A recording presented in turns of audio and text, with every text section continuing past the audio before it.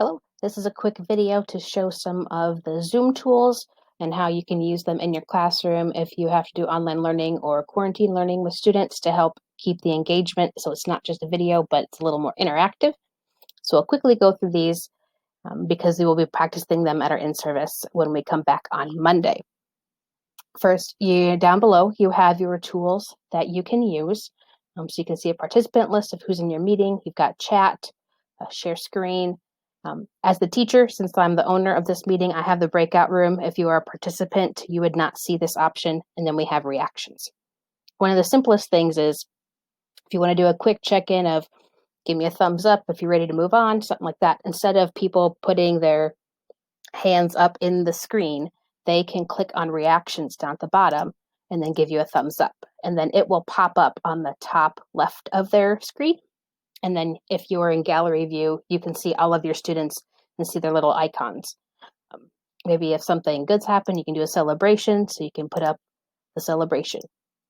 You could have different meanings to each icon. So if you want to do a quick formative assessment, you can say, put up the heart if you've got it, put up the surprise face if you need it one more time. And so then you can do a quick check that way. So those are reactions. You just click on it, click on the one you want, and it pops up in the corner of your screen. You have more options for some reactions. If you go to participants, it'll open up a panel on the side of your screen, and you have some options here. So you could do a formative assessment of what's your understanding of the material? Are we ready to move on? And people can click on yes or no. If you look at your participant list, you would see everybody in your Zoom listed here. And with one quick glance, you could see green check marks or red check marks. If you need to speed up or go to slower, so you can do a quick check there with formative assessment. Now, to make these go away, you have to click on it as the participant to make it go away. Also, under the more, you've got a thumbs up, thumbs down. You can do that as a quick check. If you have to step away for a minute, then we know you're there, so you just click on it to make it go away. So you've got the reactions that pop up in the picture, or you have these little icons that pop up by your name in the participant list. You can utilize chat to make an interactive meeting. Your chat box will probably pop up on the side just like my participant one did, but since I'm the host, mine's a little floaty. So at the end of a lesson, I could say, what is one takeaway that you are going to try? What is one thing you learned? I learned that nitrogen is flammable.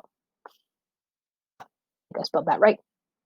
So then instead of everybody trying to unmute themselves and try and talk over each other, everybody can quickly send in their takeaway lesson. And you can save the chats, so that way you can see who participated, who didn't, and then everybody else can read each other's answers as well. So you can use that as little engagements of pop out a little question, and then everybody answers it quickly in the chat, and then you can do a little quick check-in that way. So that's reactions, that's chat, and those are the other thumbs up.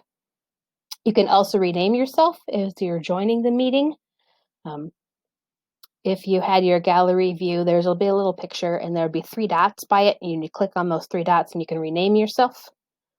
Or if you're on the participant list and go to more, there's a spot to rename.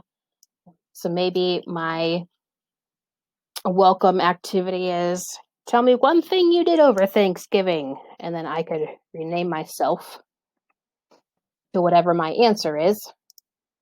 And so then if we look at the participant list, we can see who did what. And then that renames your name on the side. So you can see down here on the screen, my name is now Sleep. So it's a little different, a little easier to see when you have more people and you actually have the different icons with people. Then you can click on those 3 dots at the top of your picture and click and rename. That's probably the fastest way. Or go to participants, more, and then rename yourself. Put my name back. Or if you have students who are using inappropriate names, then you know how to do it. And as a host, I can also force change people to rename themselves.